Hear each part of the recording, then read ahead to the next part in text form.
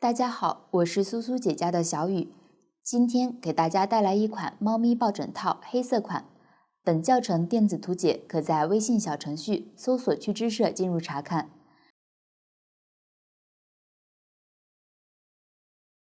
这款抱枕分为主体、肚皮织片和装饰这几个部分，其中主体又包括织片、头部、耳朵、四肢、尾巴和组装。肚皮织片包括底片和织片1到8，剩余部分都是装饰。首先学习主体的织片部分，织片需要钩织2片，钩完后拼接缝合，并在开口缝上拉链。采用环形起针的方法，逆时针绕圈钩织。钩织前来认识一下表格，表格中用2加数字表示圈数。加减针情况说明这一列表示钩织当前这一圈时用到的针法以及加减针的情况。总针数这一列表示当前这一圈所有针法全部钩织完成后的总针数。用到的针法有 F 长针、FV 长针加针、锁针和引拔针。请看我演示具体的钩织方法。取出对应线材，小样颜色随机。具体的线材、配色以及钩针的型号，请参考对应产品的详情页和纸质图解。表格起针是环起，表示起针方法是环形起针。先单环起针，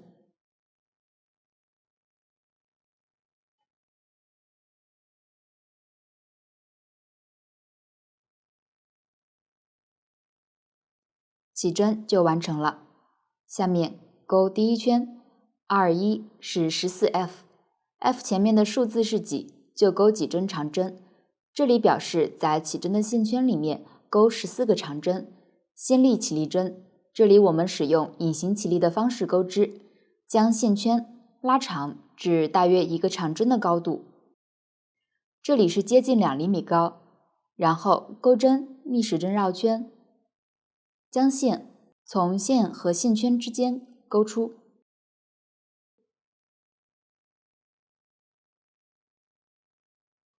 再绕线穿过钩针上的2个线圈，这样1个长针的起立针就钩好了，算作1个长针。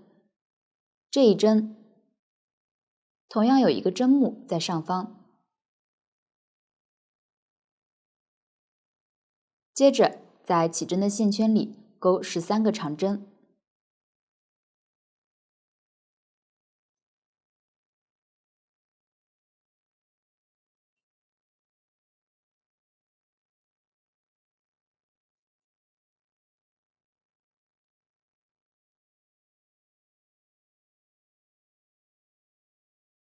完成后，收一下起针的线圈，直接拉紧，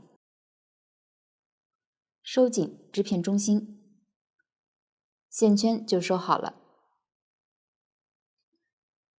将线头放在反面，接着在这一圈的起立针上钩1个引拔针，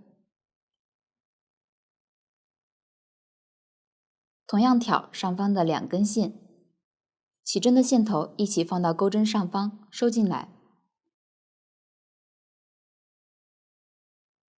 这里引拔针不要拉紧，引拔针在表格中没有标明，实际在绕圈钩织时，结尾都要钩引拔针，并且是不拉紧的，这样第一圈就完成了。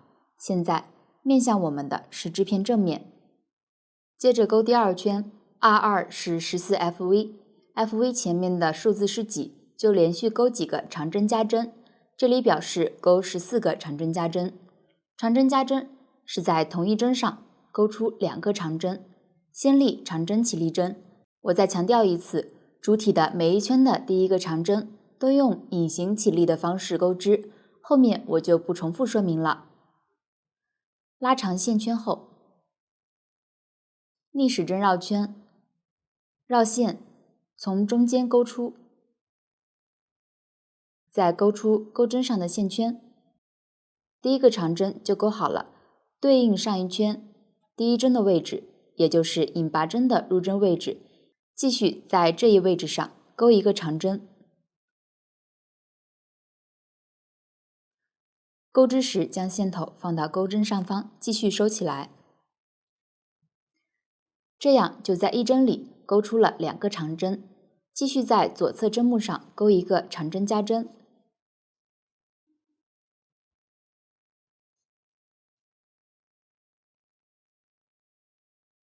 这一圈一共需要钩出14个长针加针，继续钩完剩下的部分。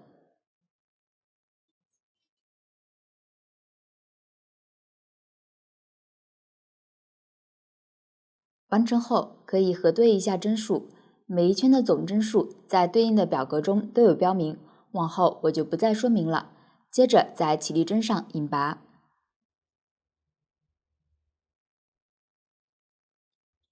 一定要注意每一圈结束后都要与第一针引拔，并且不要拉紧。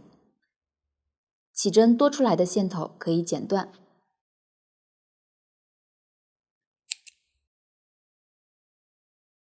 第2圈就完成了，继续钩第3圈，23是 FFV 乘以14，这里的括号表示为一组，乘几表示重复钩织几次。先开始钩一个长针，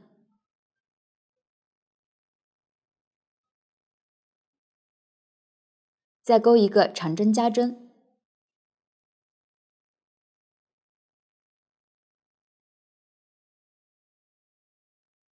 ，FFV 就钩好了。我再演示一次，先钩一个长针，再钩一个长针加针，这是第2次。这一圈要重复钩织14次 FFV， 剩下的几次全部按照一个长针一个长针加针的方法来钩。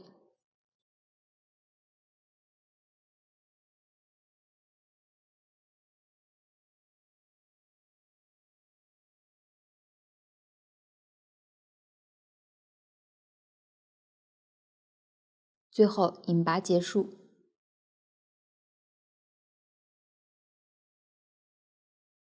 第3圈就完成了，主体的剩余部分用到的针法在前面都演示过，加减针情况说明所表示的意思与之前类似，大家只要按照表格的针法顺序对应钩织即可，其中不加不减钩织表示一针对应一针钩织。看一下织物表面形成这样一圈一圈凸起的纹理，按照纹理数圈数即可。钩织时不要忘记起立针和引拔针，往下根据前面学习的方法，参考表格将2个织片钩完，其中一个织片在钩完后预留2倍周长的线头用于缝合。接着钩头部，采用锁针起针的方法，逆时针绕圈钩织，然后与主体缝合。用到的新针法是 CH 锁针、X 短针、V 短针加针。请看我演示具体的钩织方法。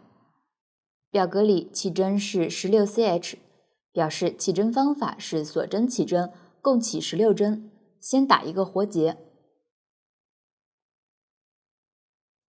然后钩16个锁针。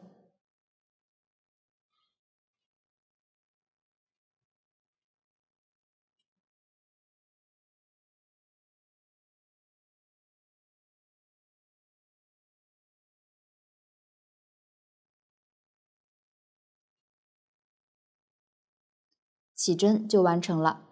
起针完成后，开始钩第1圈，倒2表示从倒数第2针上开始钩织。调里山是指钩织时要调锁针后方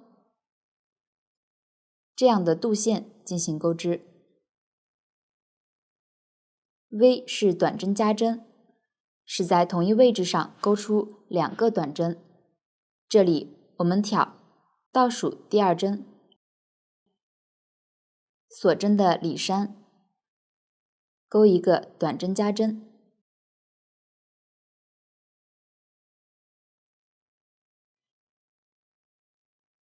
13X 表示13个短针，依次调里山，钩出需要的针数。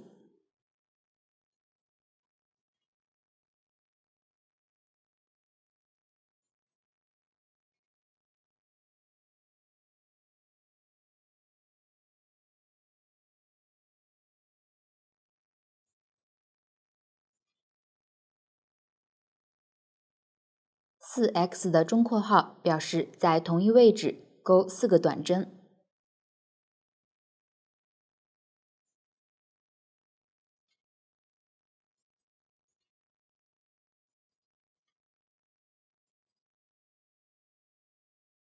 勾完后旋转织片，在锁针剩余的辫子上继续勾13xv，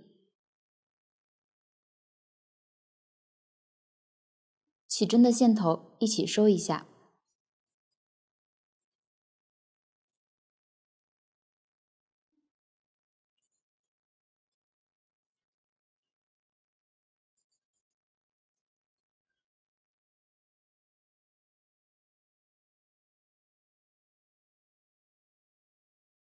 勾完后引拔，拉紧这一针，没有收完的线头断线。这样第一圈就完成了。继续勾第二圈，新立一针锁针作为短针的起立针，这个起立针在表格中没有标明，实际在绕圈钩织时，每一圈的开始都要勾起立针，短针起立针不算一针。之后对照表格钩织相应针法。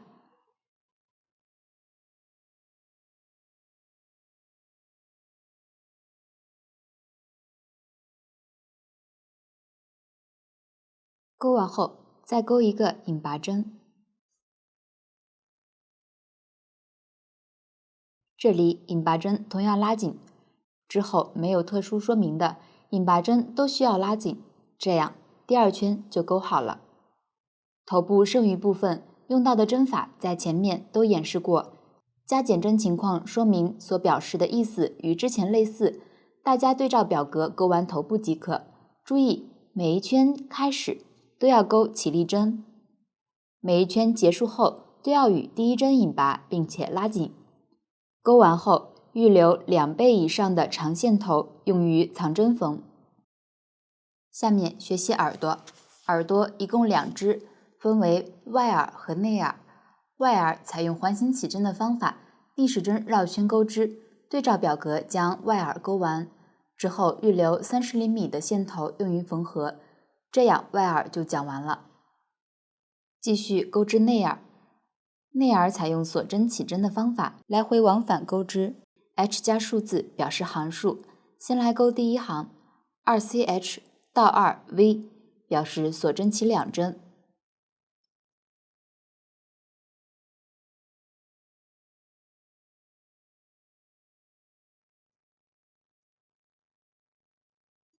在倒数第2针上开始钩织，钩一个短针加针，这里一条锁针的2根线钩织，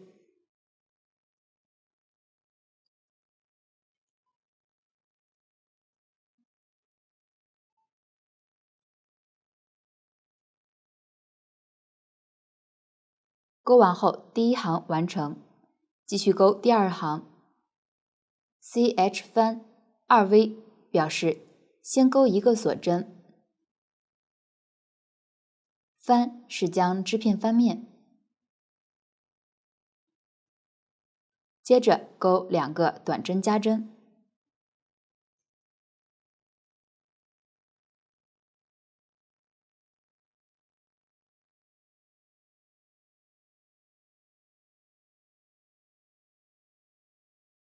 这样第2行就钩完了。第3行 ch 翻 3xv 表示先钩一个锁针，织片翻面后钩3个短针，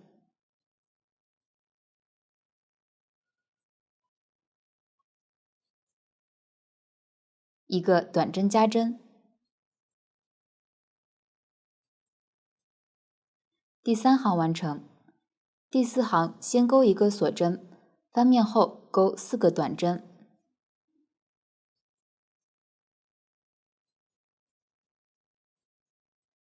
一个短针加针。第4行完成。预留长线头用于缝合。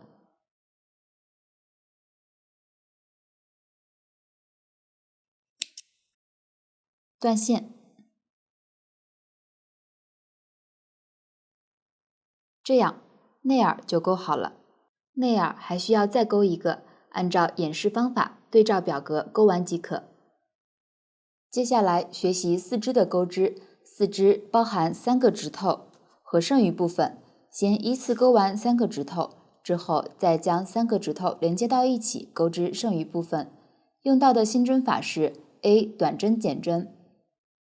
下面来勾指头1，环形起针，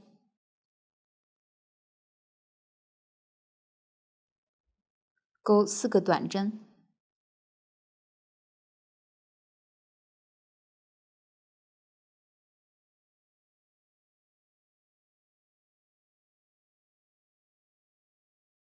拉紧起针的线头。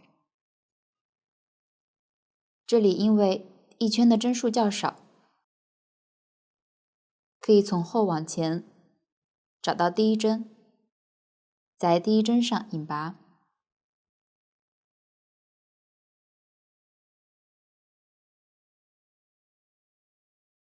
拉紧这个引拔针，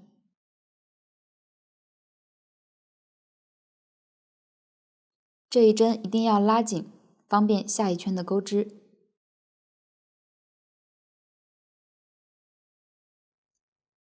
第2到3圈是不加不减进行钩织。注意钩织时数清针数。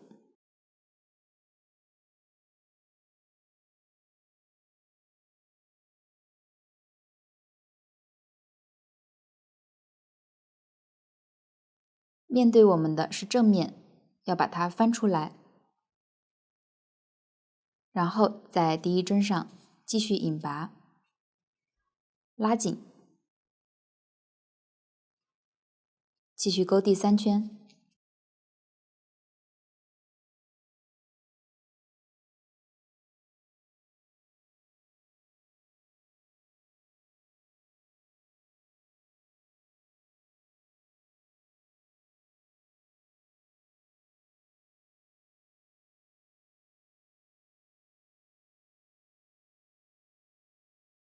最后的小洞比较小，注意入针位置。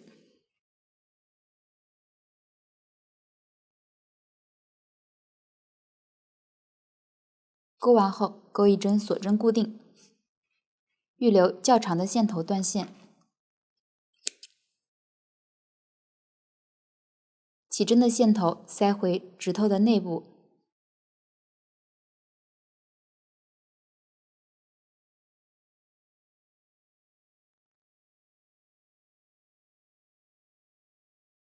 剪短多余的线头。这样一个指头1就钩好了。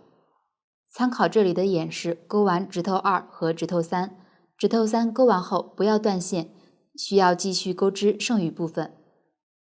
看一下，这个就是钩完后的3个指头，继续往下钩织。指头3没有断线，我们先钩一个短针，接着拿起指头2，也就是钩了4圈的这个，在第一针位置开始连接，钩织2个短针，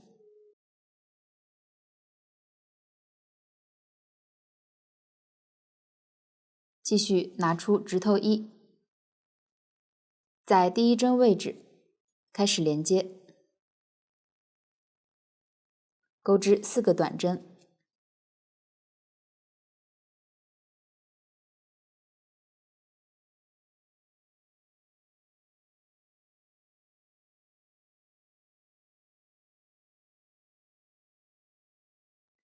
之后到了指头2，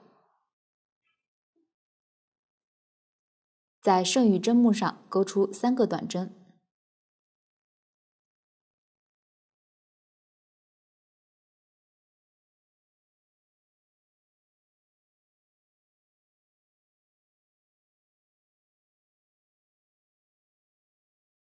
到了指头3，在剩余针目上钩出5个短针，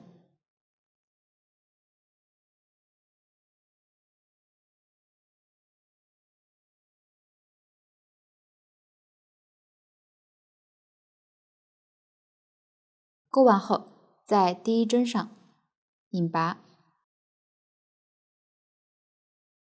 第一圈完成。看一下，3个指头就连接到一起了。下面钩第二圈，先钩2个短针，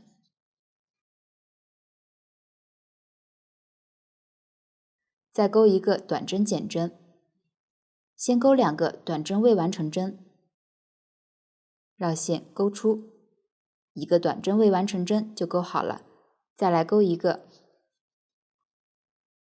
接着绕线一次穿过钩针上的线圈，1个短针减针就钩好了，再钩2个短针，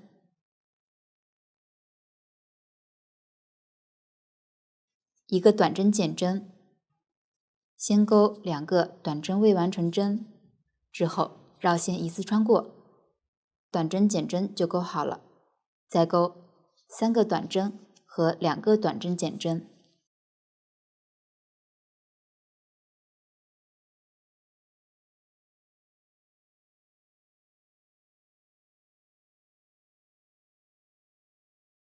钩完后引拔，第2圈就完成了。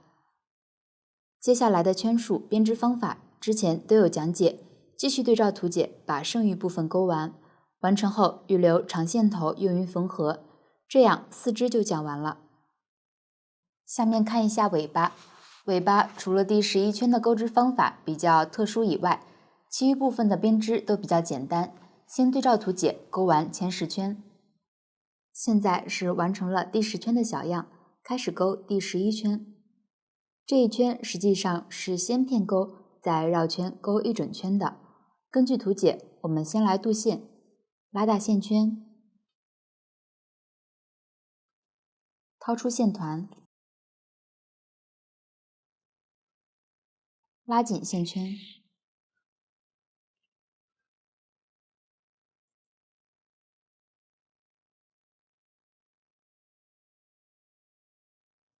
之后找到第10圈的第10针，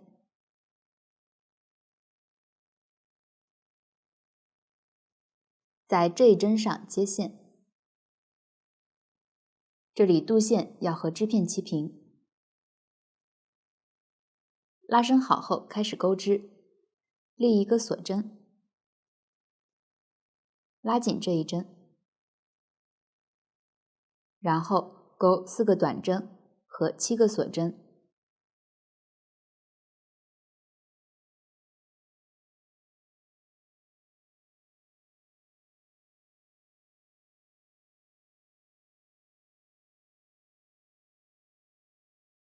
这里的锁针辫子都是用于过渡，放在织片后面即可。继续找到第9针，也就是右侧这一针，直接钩织2个短针，挑针目钩织即可。然后是1个短针减针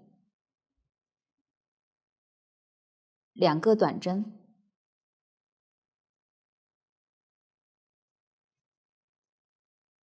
第2个短针，我们在上一排针目的左侧一针进行钩织，继续钩9个锁针，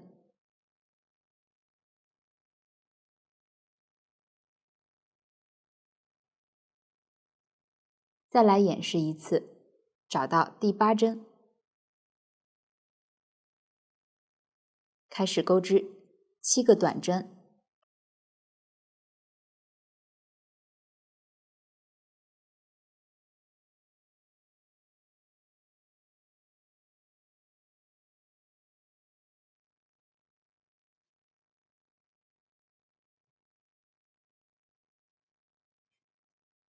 ，9个锁针。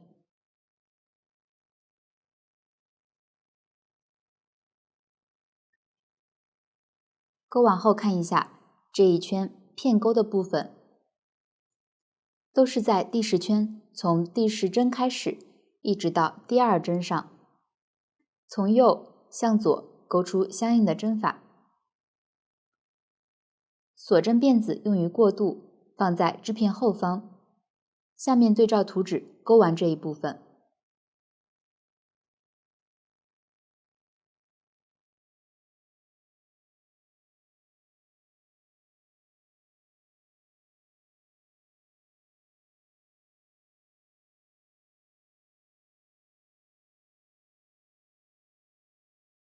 这里因为尾巴长度较长，可以在钩完一部分后，边塞入填充棉边继续钩织。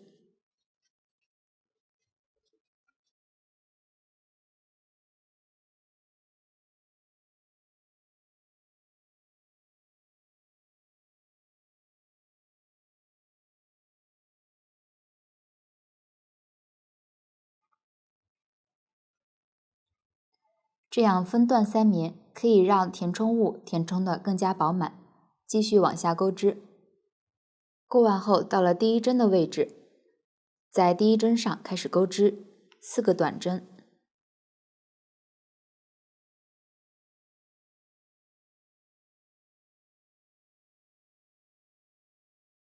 一个短针减针，9个短针，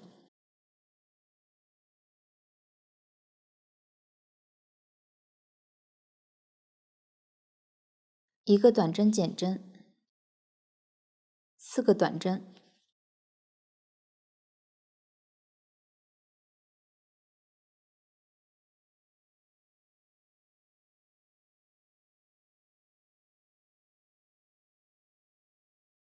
钩完后在第一针上引拔，这样第11圈就钩好了，剩余部分又都是绕圈钩织，参考图解钩完即可。这样尾巴就讲解完了。接下来开始组装，看一下这个是完成后的2个织片小样。将织片预留的线头穿上缝针，织片的反面相对，记号扣，标记出预留的开口位置。具体的开口位置针数请参考图纸。剩余的针目就是需要缝合的部分。缝针从前向后穿入相对的针目，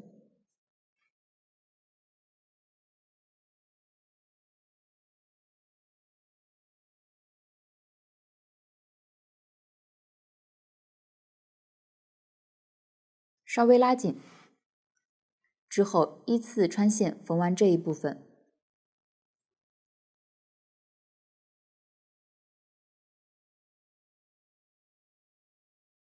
每一次都是从前向后穿入缝针进行缝合的。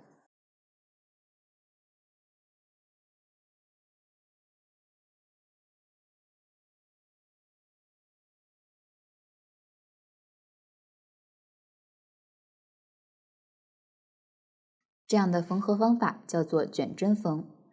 继续按照这样的方法缝完标记的位置。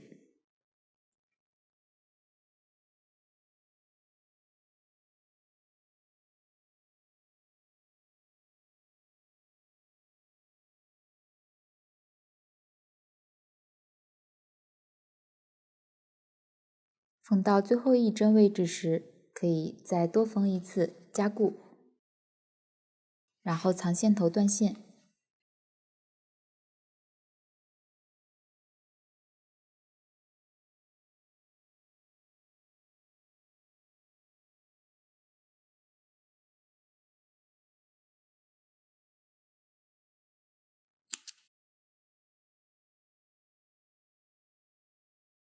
看一下，这个就是织片缝完后的样子。接着在开口处缝拉链，这里使用的是隐形拉链。较平的这一面是正面，有齿的一面是反面。织片和拉链的反面面向自己。拉链放在开口位置，用细针和细线来缝。线材取主体相同的线，长度约开口的2倍长。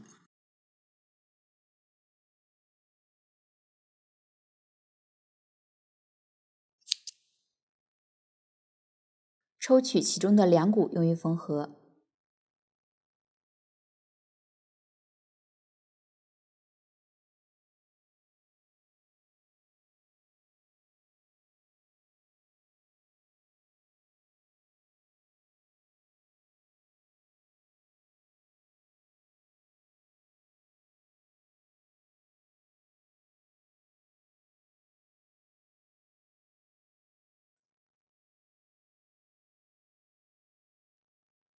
线头穿上缝针后，先在线尾打几个结固定。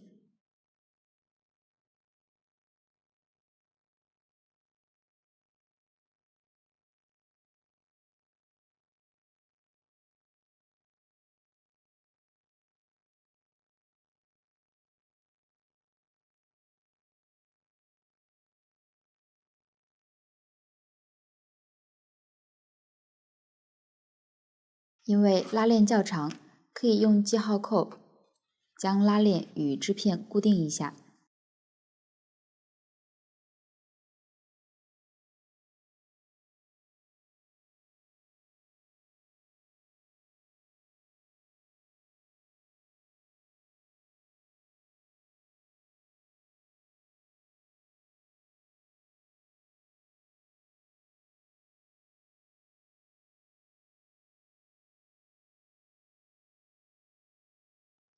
我们先缝一侧拉链，缝合前可以用铅笔或者水削笔在拉链反面画线标记，方便之后确定拉链的位置。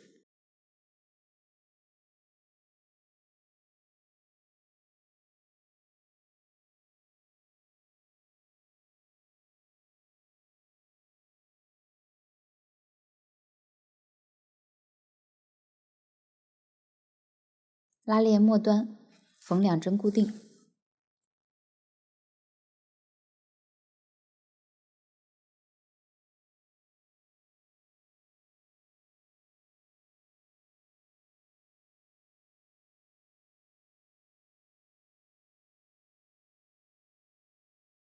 接着沿着边缘用平针缝的方法，也就是一针进一针出的方法缝合拉链与织片。缝的时候尽量不要拉伸织片，防止织片变形。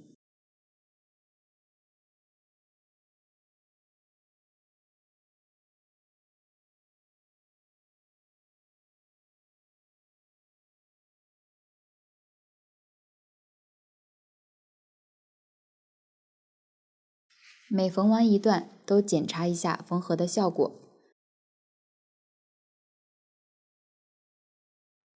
针距短一些，缝合的会更加紧密。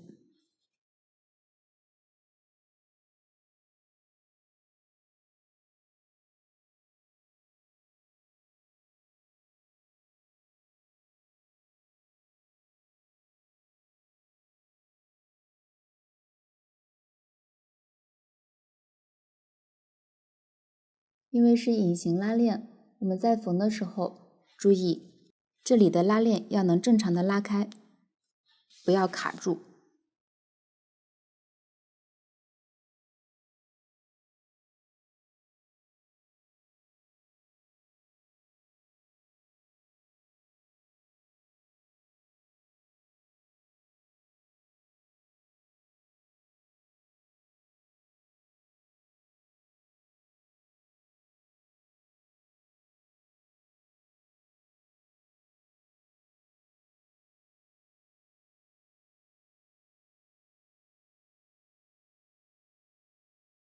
一侧拉链缝完后，到了另一侧开口处，将拉链与织片固定几次。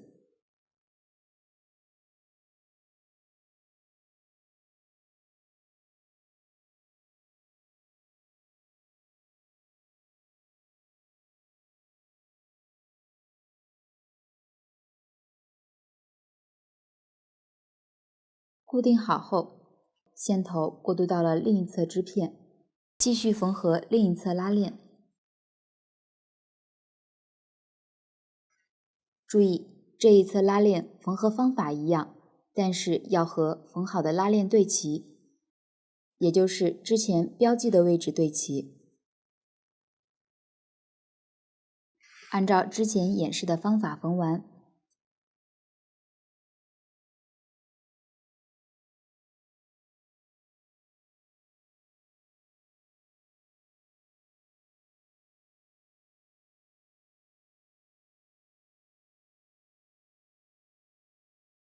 缝到另一侧后，同样固定一下。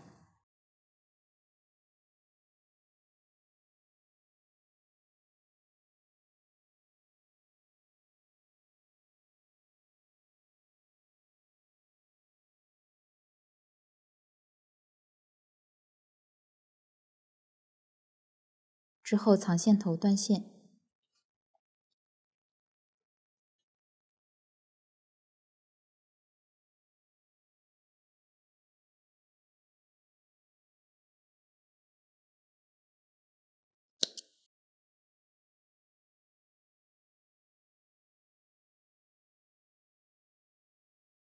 看一下，这个是拉链缝完后的样子。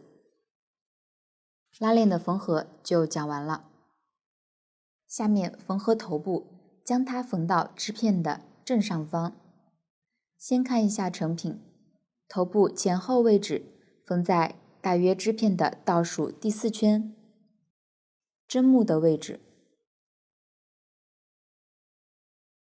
侧边与织片缝合处对齐。缝完后的头部是一个圆弧形，为了不缝歪，可以对照实物提前将头部用记号口标记在织片上。这个是标记后的头部小样，下面用藏针缝的方法缝合。缝针先挑起织片，这里挑起的部分越小，缝合的越紧密。之后挑头部织片，挑起的部分，织片和头部织片尽量宽度一致。入针位置可以在上一针的出针位置入针。继续依次挑织片和头部织片，入针位置都在上一出针位置，可以多挑几次后拉紧线头。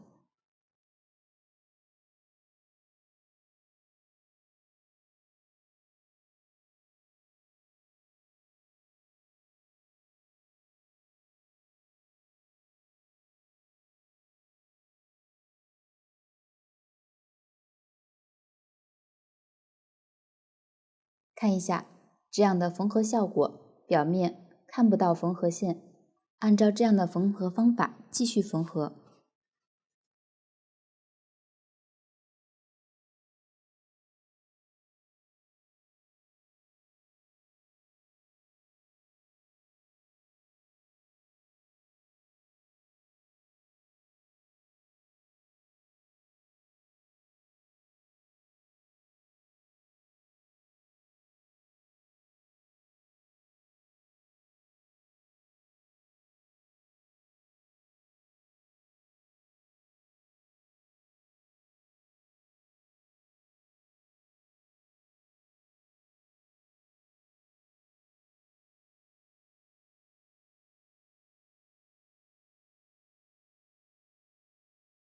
继续往下缝合，后面要留一个小口用于塞填充棉。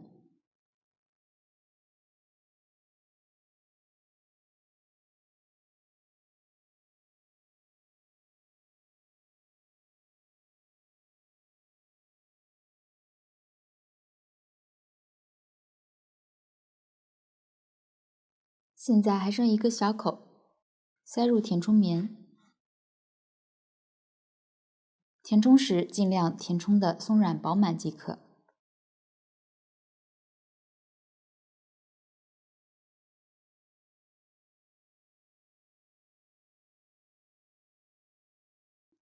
小口的位置可以不用填满，继续往下缝合，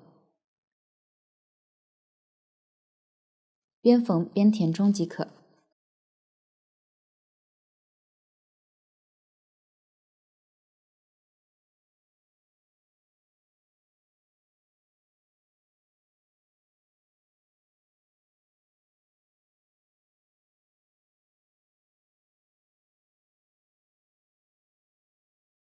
缝完后，线头在头部穿线几次藏线头。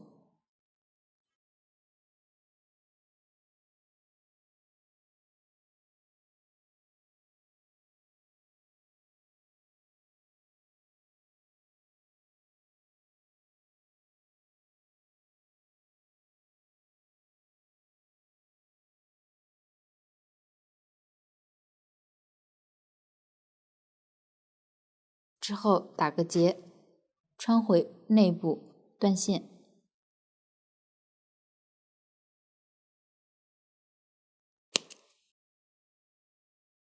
这样头部就缝好了。耳朵部分，先将内耳缝到外耳上，外耳的起立针放在侧边，捏扁织片。内耳的最后一排针目在下方，放到正中。平针缝的方法，绕圈固定内耳的最外圈。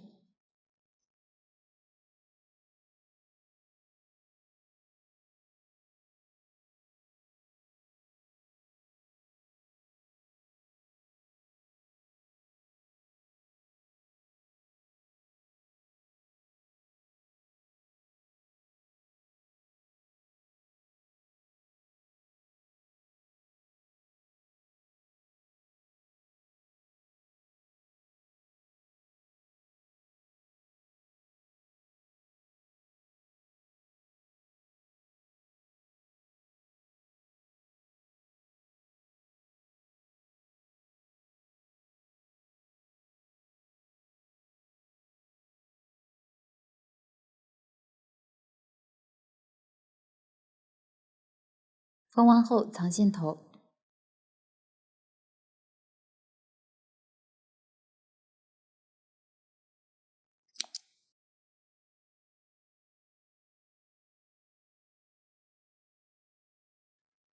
将外耳放到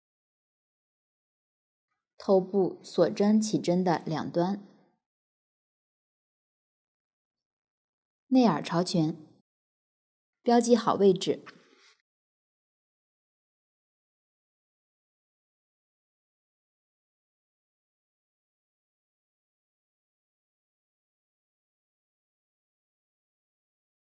之后用卷针缝的方法固定到头上。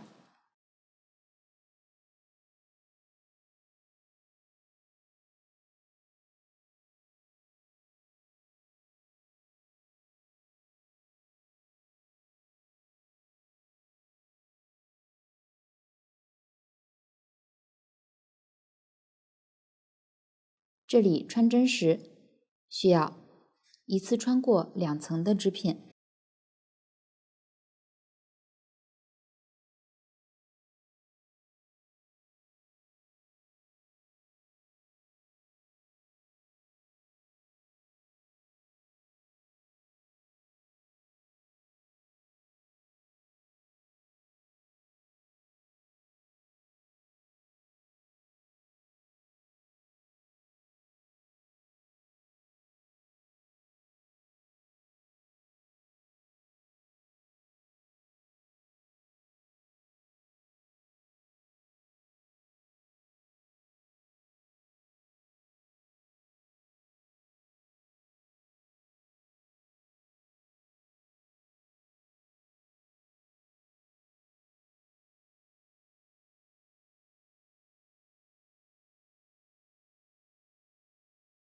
这样一侧的耳朵就缝好了。之后在头部内侧藏线头，断线。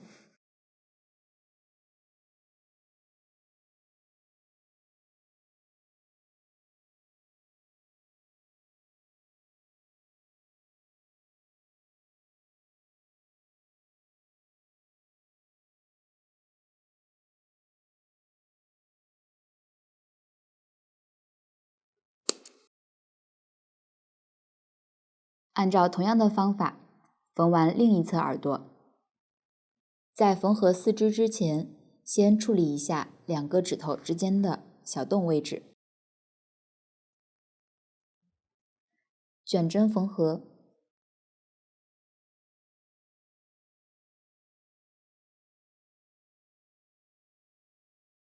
把这2个小洞缝到没有空隙就可以了。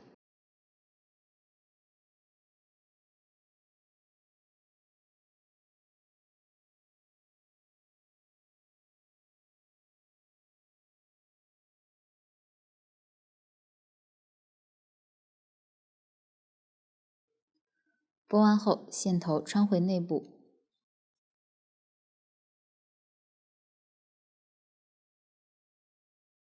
可以再穿一次固定线头。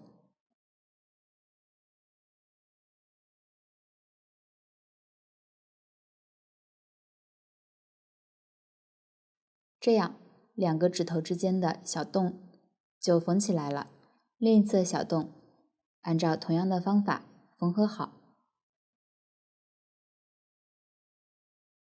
缝完后可以塞入填充棉，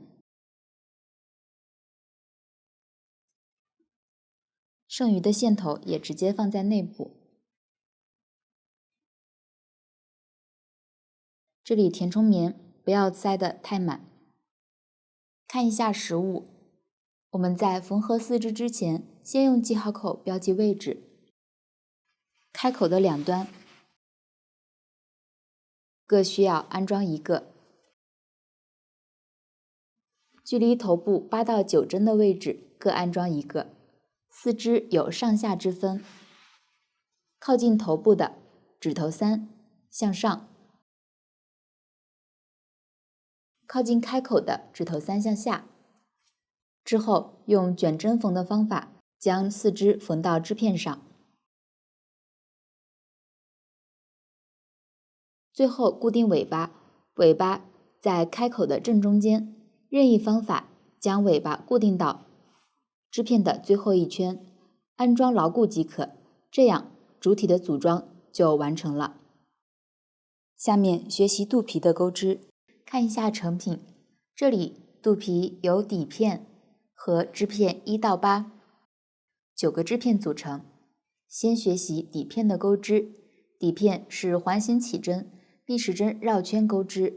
用到的新针法是 SL 引拔针、E 长长针、3卷长针、3卷长针加针、EV 长长针加针。请看我演示具体的钩织方法。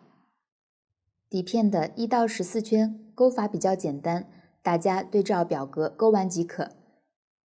这里是已经钩完了一部分的小样，我用这个小样演示一下底片最后一圈遇到的新针法。先对照表格钩织，一直钩到19 SL 的位置。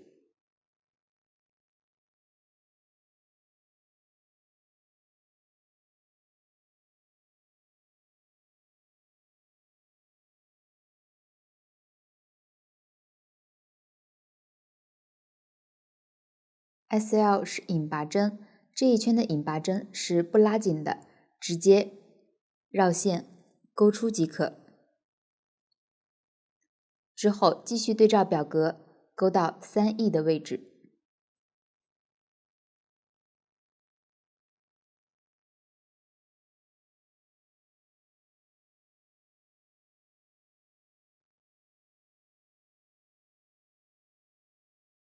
E 是长长针，这一针是先绕线2圈，之后将线钩出，绕线穿过前2个线圈，重复3次，长长针就钩好了。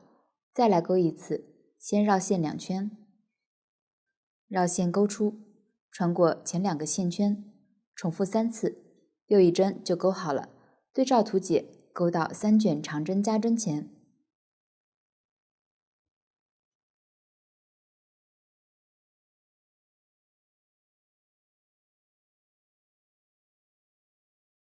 这一针的钩法是钩针绕线3次，再绕线钩出，之后绕线穿过前2个线圈，重复4次。这个就是3卷长针的钩法。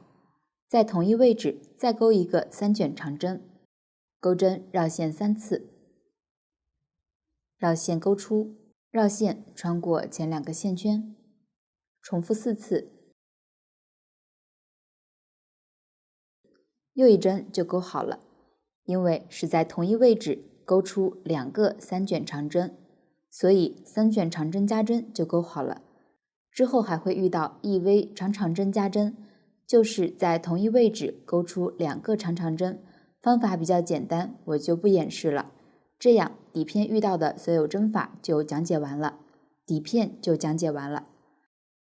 继续学习织片1到8。这几个织片都是锁针起针，来回往返编织，用到的新针法为 M 短针3针并一针。因为编织方法之前都有讲过，这里先学习新针法的编织方法，再对照图解编织即可。短针3针并一针，钩针穿入左侧针目，绕线，钩出。这是一个短针的未完成针，接着钩第二个，穿入相邻针目，绕线，钩出。完成2针短针的未完成针，继续钩第3针。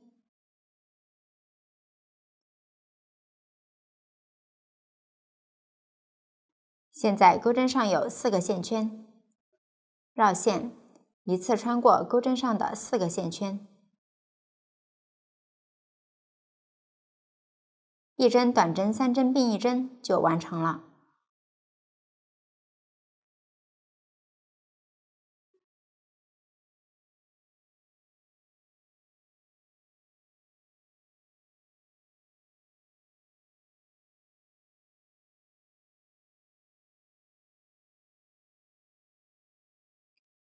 这就是短针3针并一针的钩织方法。这样，肚皮钩织的部分就讲解完了。下面将肚皮组装起来，组装前确定织片位置。这里底片是反面朝上的，织片1到8的顺序分别是1、2、3、4、5、6、7、8。这里可以先将织片3与底片边缘对齐，其他织片再对照成品摆放。确定好位置后，按照从下向上的顺序开始缝合。这里织片1到8使用的是印象日出线材，直接缝合表面会有痕迹，可以使用藏针缝，使用细针细线挑织片相对的表面线段进行缝合。且因为使用藏针缝，缝合线可以任意选择，织片和底片全部缝完后待用。这样肚皮的部分就讲解完了。接下来看一下装饰部分，由各种小织片刺绣组成。钩完小织片后，参考成品进行组装。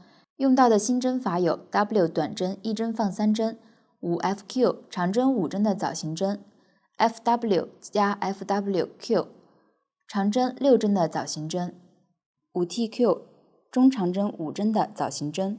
还会遇到大括号，表示括号内的为一组，其中 W 表示在同一位置钩出3个短针。方法比较简单，我就不演示了。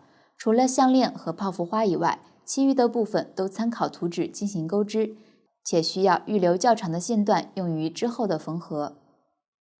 下面钩织项链，先锁针起4针，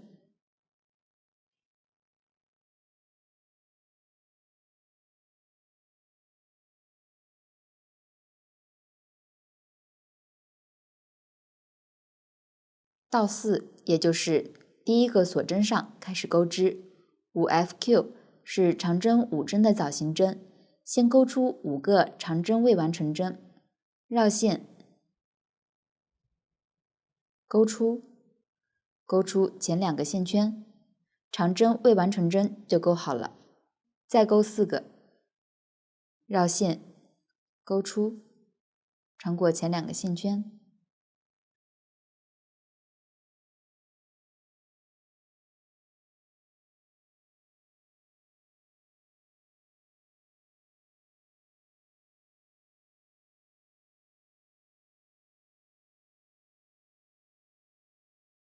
现在钩完了5个长针未完成针，然后绕线一次穿过1个枣形针就钩好了，大括号内的一组就钩好了。再来钩一组，先钩4个锁针，然后在第一个锁针处，也就是这样的小洞内钩织枣形针。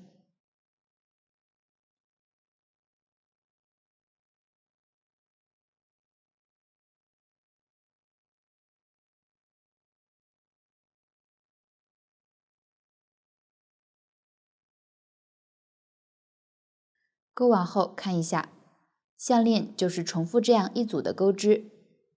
这里的项链要能绕头部下方1圈，钩完后如果较长或者较短，都可以根据实际情况调整。项链就讲解完了。继续钩泡芙花。泡芙花的第1圈是环形起针，钩10个短针，方法比较简单，我已经提前钩好了。继续钩第2圈，这里的 FW 加 FWQ 是长针6针的枣形针，但是是在2个针目上钩出的。先对照图解钩4个锁针，接着在左侧针目钩出3个长针未完成针。这里我们钩出线圈时，可以将线圈稍微拉高一些，这样泡芙花会更加的好看。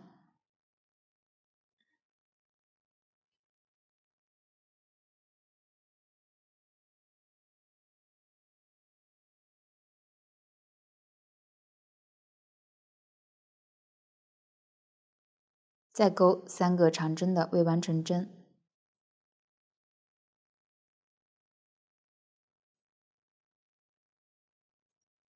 现在我们在2个针目内钩出了6个长针未完成针，绕线依次钩出一个 FW 加 FWQ， 也就是长针6针的枣形针就钩好了。继续钩4个锁针，并在第2针针目上引拔。大括号内的部分就钩完了，再来钩一组，先钩4个锁针，再在左侧2个针目上钩出长针6针的枣形针，记得拉高线圈。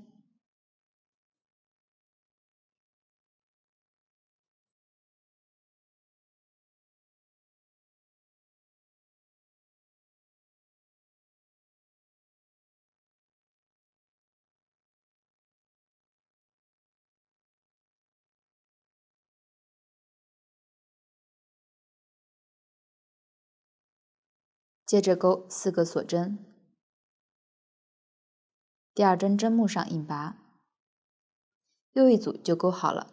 钩完后的泡芙花花瓣，我们要稍微整理一下，让它往上拱起。对照图解继续钩完泡芙花的剩余部分，完成后预留长线段用于收线头。下面来钩花心，先锁针起4针，倒4，也就是在第1针上进行钩织。5TQ 是中长针5针的枣形针，我们在第1针上绕线钩出，拉高线圈，这是一个中长针的未完成针。继续再钩4针，每一针钩出来之后都要拉高线圈。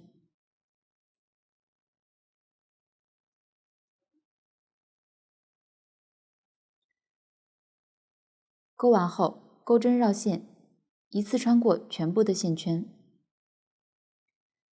这样中长针5针的枣形针就钩好了。继续钩4个锁针，在第1针上引拔，然后预留长线头断线。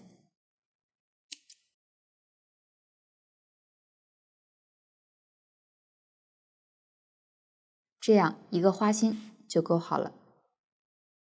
完成后，拿出对应的泡芙花，将花心缝到泡芙花上。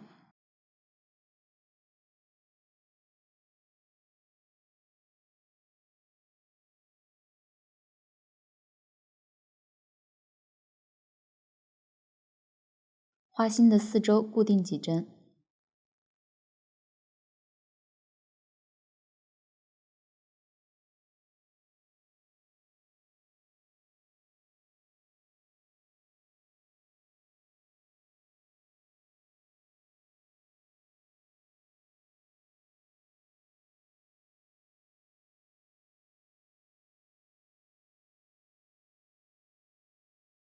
这样花心就缝好了。之后藏线头断线。空心花一共有2个，是锁针勾出需要针数后，留长线头钉缝到肚皮上的。先用水削笔画出形状，之后可以将锁针辫子放到上面量一下，看看大小是否合适，不合适的话调整锁针针数，之后开始沿着画线缝合。实际操作时，也可以先把锁针辫子勾出，整理好形状之后，再用水削笔标记。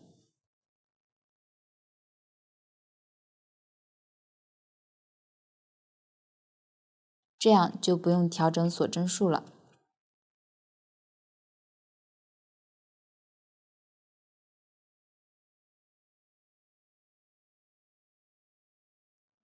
下面开始缝合，穿入缝针，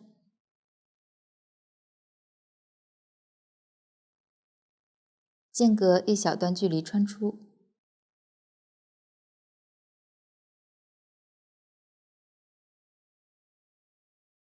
对应辫子的里山位置穿过，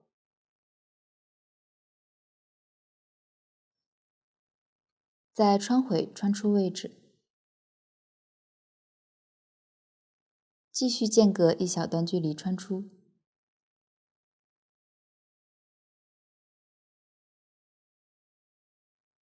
对应锁针的里山位置穿过，穿回穿出位置。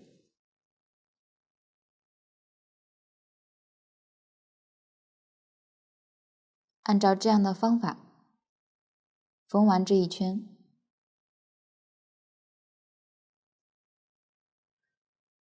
注意转角弧度大的位置可以间隔距离小一些。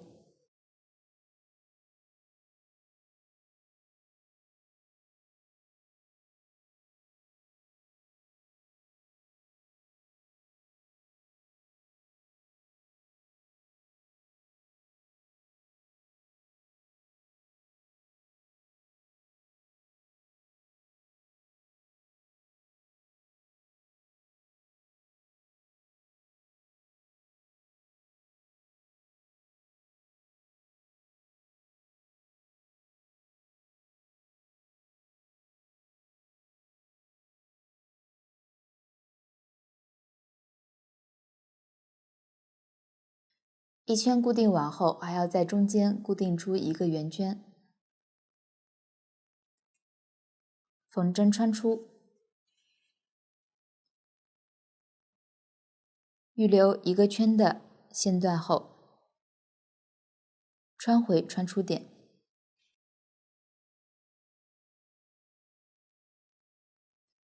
在线圈上钉缝2次，穿出后穿入穿出点，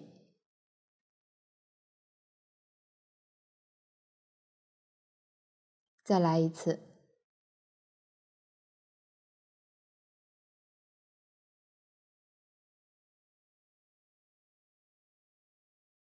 这样一个圆圈就固定好了。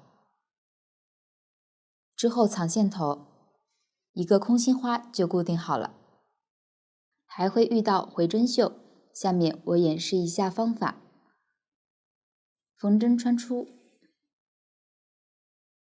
间隔一小段穿入，间隔一小段穿出，接着穿回上一穿入点，继续间隔一小段穿出，穿回上一穿入点。这个就是回针绣。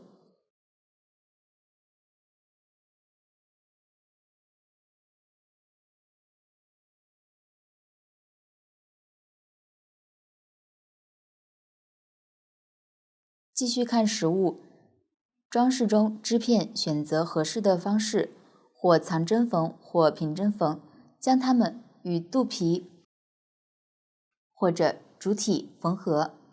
按照讲解过的刺绣方式，参考实物和对应颜色缝出装饰。缝合前可用水削笔画出需要的位置。装饰大家也可以根据自己的喜好调整。最后，将肚皮和主体组装。